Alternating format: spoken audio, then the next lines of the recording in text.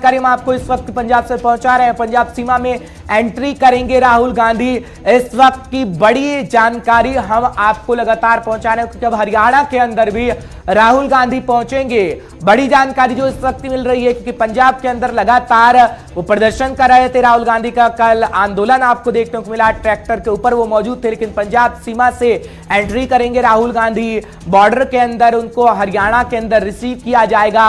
Haryana Punjab border से Devigarh border से receive करेंगे। यह भी जानकारी इस वक्त मिल रही है क्योंकि ट्रैक्टरों के काफिले के साथ और पब्लिक मीटिंग भी होने जा रही है कांग्रेस की, जिसकी जानकारी हम आप तक लगातार पहुंचाने की कोशिश कर रहे हैं क्योंकि हरियाणा के अंदर ये कह दिया गया था कि राहुल गांधी पंजाब तक ही सीमित रहें और पंजाब के अंदर राहुल गांधी प्रदर्शन कर सकते हैं या फिर ट्रैक्टर रैली निकाल सकते हैं, लेकिन हरियाणा के अंदर उन्हें नहीं घुसने दिया जाएगा। ये फिर हरियाणा के सीएम हो या फिर अनिल विजोत या फिर तमाम हरियाणा के मंत्री की अगर बात करें तो ऐसे बयानात सामने आ रहे थे, लेकिन अब खबर यह मिल रही है कि राहुल गांधी हरियाणा के अंदर भी प्रवेश करेंगे और इसकी जानकारी हम आप तक लगातार पहुंचा रहे हैं क्योंकि अगर बात करें हम कांग्रेस प्रदेश अध्यक्ष कुमारी शैलजा की, तो कुमारी शैलजा की तरफ से बड़ा बयान सामने आया और ये कहा गया है कि राहुल गांधी को रिसीव तक किया जाएगा। इससे आप अंदाजा लगा सकते हैं कि पहले पंजाब और हरियाणा की ओर कूच करने वाले हैं राहुल गांधी, क्योंकि लगातार राहुल गांधी प्रदर्शन कर रहे हैं और राहुल गांधी का यही कहना है कि इन बिलों को केंद्र सरकार को वापस लिया जाना चाहिए क्योंकि केंद्र सरकार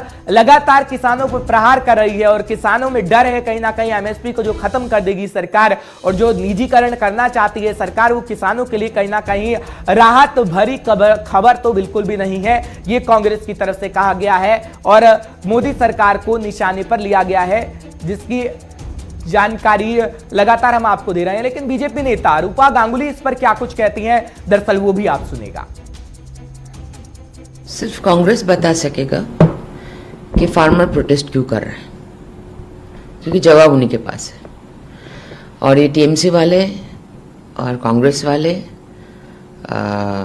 ये सब कह सकेंगे कि ये बिल क्यों प्रोटेस्ट किए जा रहे हैं, क्योंकि सवाल तो हमारा भी ये है कि ऐसा तो हम शक नहीं कर सकते कि राहुल गांधी जी को ये बिल पढ़ना नहीं आया या कांग्रेस वाले इतने पढ़े लिखे समझदार लोग हैं, इनको ये बिल पढ़ना नहीं आया, ऐसा तो नहीं हो सकता। तो जो बिल, जिस इंसान को ये बिल पढ़ना आया है या समझ में आया है उसको तो प्रोटेस्ट मतलब किस मुंह से करेंगे, यही मुझे ही समझ में नहीं आ रहा। सवाल का जवाब उन्हीं के पास होगा। इसलिए लाया गया है कि बहुत सारे लोग स्टार्टअप के माध्यम से छोटे छोटे बिजनेस करने में बहुत इंटरेस्ट शो कर रहे हैं। कैसे? समझो आप, एक हम तो सभी जानते हैं कि ये देश एग्रीकल्चर प्रधान देश है और आज ये तकलीफ नहीं है कि हमारे पास प्रोड्यूस कम हो चुका है, बहुत सारा हमारे पास प्रोड्यूस है, लेकिन सवाल ये हो चुका है कि जब प्रोड्यूस है उसके साथ हम वैल्यू ऐड कैसे करें। वैल्यू ऐड तभी होता है जैसे आप कॉर्न उगाए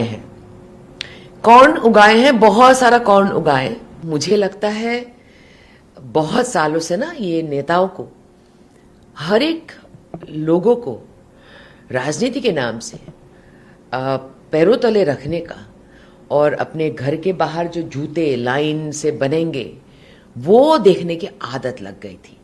अभी प्रधानमंत्री नरेंद्र मोदी जी जो कर रहे हैं वो ये है कि किसी भी नेता के पास किसी को जाना नहीं पड़ेगा। धीरे धीरे ऐसा सिस्टम अपग्रेडेशन हो रहा है हर जगह पर कि कोई नेता, मैं बीजेपी नेता हूं ना, मैं बीजेपी में काम करती हूं, मैं बता रही हूं आपको, ये रूल्स ऐसे बन रहे हैं कि आपको बीजेपी नेता के पीछे भी दौड़ना नहीं पड़ेगा।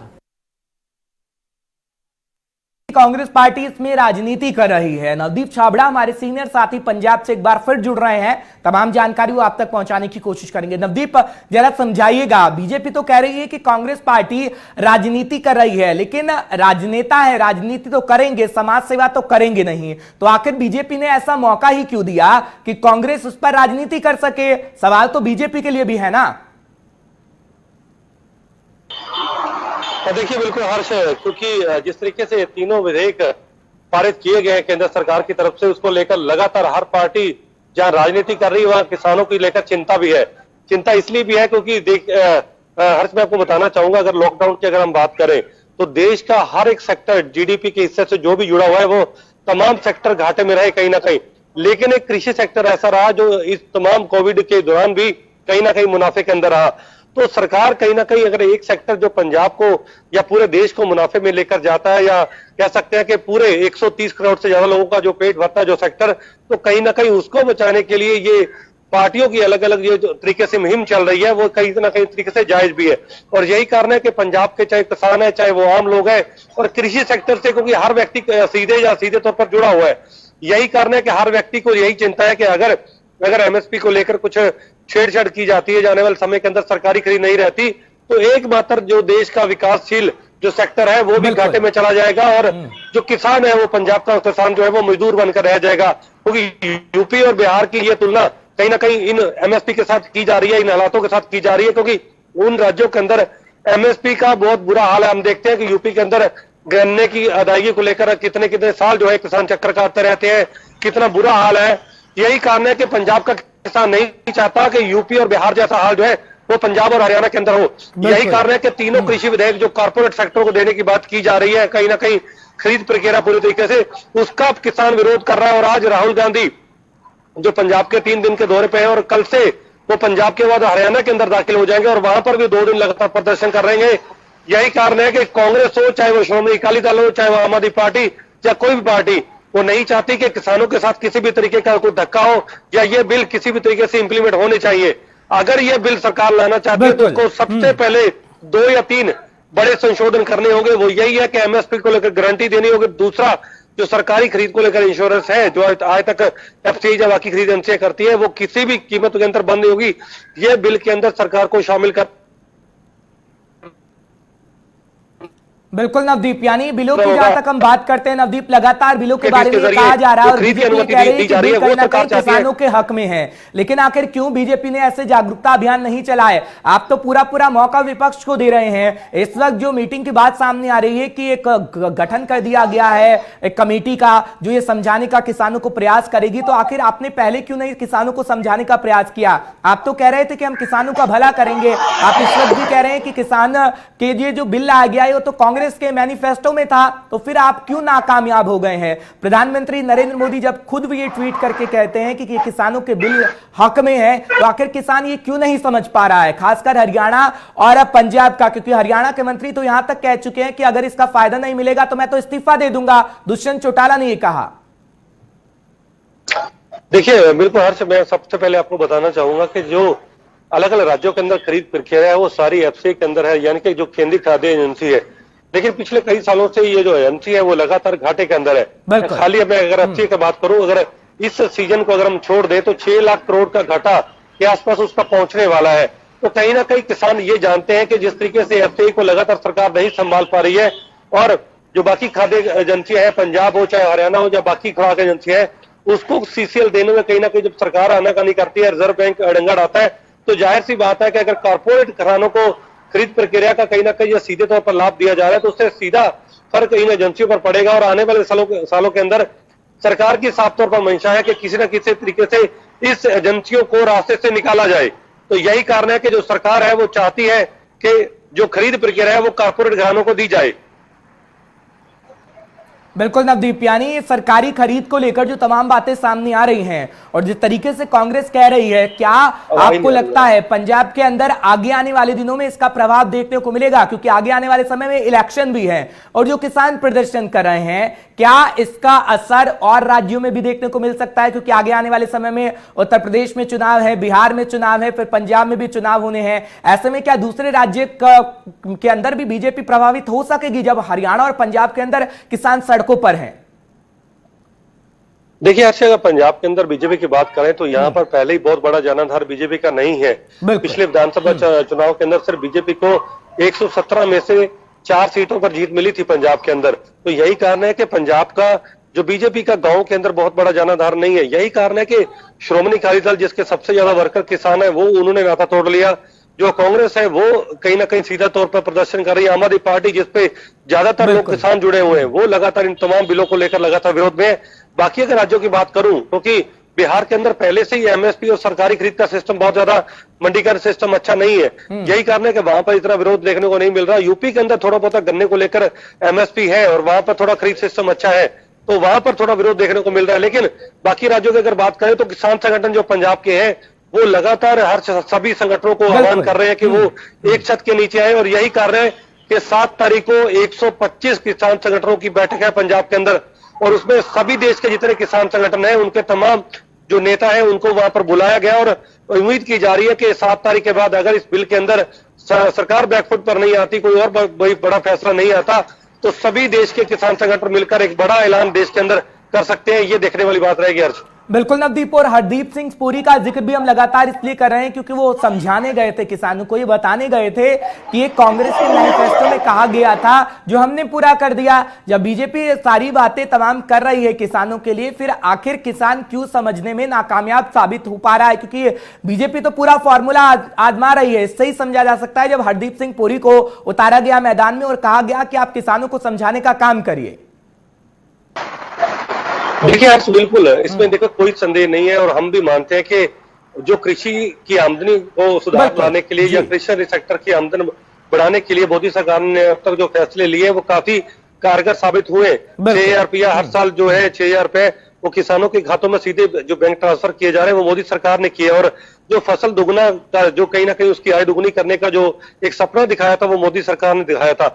लेकिन मैं आपको हर्ष, बिल्कुल यही चीज है कि किसानों की जो चिंता और आशंका है वो सिर्फ इस बात को लेकर है कि अगर मोदी सरकार हमको बार बार ये कह रही है, मोदी सरकार मंचों पर कह रही है, मोदी सरकार के कृषि मंत्री कह रहे हैं, खुद प्रधानमंत्री ये कह रहे हैं कि एमएसपी हम खत्म नहीं कर रहे, मंडियां बंद नहीं कर रहे और एमएसपी और सरकारी खरीद जो है वो बंद नहीं कर रहे, तो इन 3 मुद्दों को लेकर अगर सरकार ये किसानों के साथ छल नहीं करना चाहती, अगर उसके मन में किसी तरीके से खोट नहीं है कृषि सेक्टर को लेकर, तो ये 3 लाइनें शामिल करने में सरकार को आपत्ति क्या है?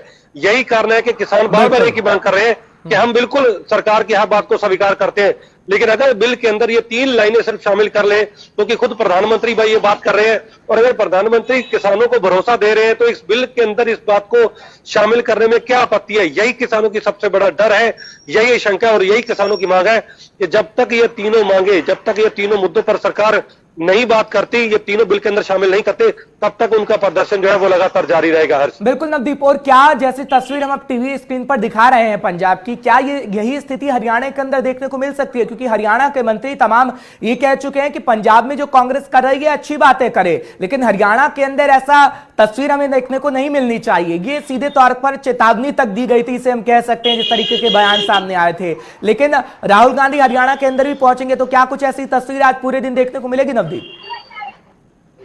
देखिए, मैं जहां तक हरियाणा की बात करूं तो हरियाणा के अंदर बीजेपी सत्तासीन है, और हरियाणा सरकार जो है वहां पर खरीद प्रक्रिया किसानों के अंदर या मंडियों के अंदर जो बहुत अच्छी चल रही है। दूसरी बड़ी बात यह है कि कांग्रेस का बहुत बड़ा भी जनाधार जो है वो कहीं ना कहीं आपसी कह सकते हैं क्लह की वजह से भी वहां वो एकजुट नहीं दिख रहे। दूसरा, सबसे किसानों का वहां पर इतना बड़ा प्रदर्शन ना होने की वजह यही है कि जो जेजेपी है, सबसे बड़ी किसानों की पार्टी, इनेलो से अलग होकर जो अलग पार्टी बनी थी, उसका गठबंधन बीजेपी से है, और दुष्यंत चौटाला ये साफ कर चुके हैं कि जब तक खरीद प्रक्रिया सरकारी जारी रहेगी तब तक किसानों को चिंता करने की जरूरत नहीं है, और अगर सरकारी खरीद प्रक्रिया नहीं होती तो वो अपनी कुर्सी से हट जाएंगे। तो कुल मिलाकर जब दुष्यंत चौटाला और जब बीजेपी का गठबंधन में किसी तरीके से दरार नहीं है, आवाज नहीं उठ रही, यही कारण है कि वहां पर जो किसान है वो बहुत ज्यादा सड़कों पर नहीं है। हालांकि प्रदर्शन जरूर हो रहे हैं हरियाणा के अंदर, लेकिन पंजाब की तुलना में हरियाणा के अंदर स्थिति जो है वो अच्छी है, क्योंकि बीजेपी की सरकार होने के नाते वहां पे 27 तारीख से यानी कि 3 दिन पहले ही सरकारी खरीद धान की वहां पे शुरू कर दी गई थी, और वहां पर कुल मिलाकर जो सरकारी खरीद प्रक्रिया है, चाहे वो बाजरा हो, चाहे वो मक्की हो, चाहे बाकी फसलें हो, वो हर्ष बिल्कुल अच्छी तरीके से चल रही है। यही कारण है कि किसान अभी मंडी के अंदर वहां पर व्यस्त है, कहीं ना कहीं खेतों के अंदर व्यस्त है। नवदीप, लेकिन सरकार का अगला कदम क्या रहने वाला होगा? क्योंकि तमाम केंद्रीय मंत्री की बात करें, पीयूष गोयल यही कह रहे हैं कि बैकफुट पर तो हम बिल्कुल नहीं आएंगे क्योंकि ये किसानों के हित में है, चाहे कितना भी गुमराह करने की कांग्रेस कोशिश करे। स्मृति ईरानी यही कह रही हैं, रूपा गांगुली को हम सुन रहे थे, हरदीप सिंह पुरी यही कह रहे हैं, तो सरकार का अगला कदम क्या रहने वाला होगा? देखिए, बिल्कुल सरकार की मंशा जहां तक है वो सीधे किसानों से संवाद करने का प्रयास कर रही है, और बार बार बीजेपी का यही मानना है कि वो किसी भी तरीके से किसानों को ये आश्वस्त कर सके ये कि तीनों बिल जो है जो वो डिमांड कर रहे हैं वो किसी भी तरीके से सरकार उसको नहीं हटाना चाहती। लेकिन मैं हर्ष भाई कह रहा हूं कि बीजेपी की ये बात किसान इसलिए भी स्वीकार नहीं कर पा रहे क्योंकि आप देखते होंगे कि बीजेपी के कई चलिए बहुत बहुत शुक्रिया।